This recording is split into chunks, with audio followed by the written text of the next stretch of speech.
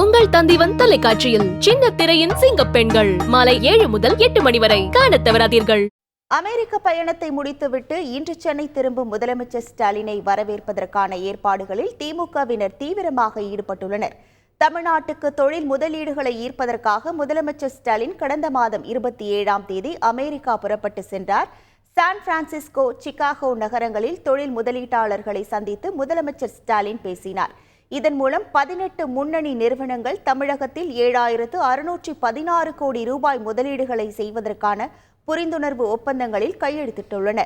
அமெரிக்க வாழ் தமிழர்களின் நிகழ்ச்சிகளிலும் முதலமைச்சர் ஸ்டாலின் பங்கேற்றார். இந்த நிலையில் 17 நாள் அமெரிக்க பயணத்தை முடித்துவிட்டு முதலமைச்சர் ஸ்டாலின் புறப்பட்டார். இன்று காலை 8:30 மணியளவில் சென்னை வரும் முதலமைச்சரை வரவேற்பதற்கான ஏற்பாடுகளில் திமுகவினர் தீவிரமாக ஈடுபட்டுள்ளனர். விமான நிலையம் தொடங்கி ஜிஎஸ்டி சாலை முழுவதும் பேனர்கள், கொடிக்கம்பங்கள் அமைக்கும் பணியில் திமுகவினர் மும்முரமாக ஈடுபட்டுள்ளனர். உங்கள் தந்திவன் தொலைக்காட்சியில் சின்ன திரையின் சிங்க பெண்கள் மாலை 7 முதல் 8 மணி வரை காணத் தவறாதீர்கள்.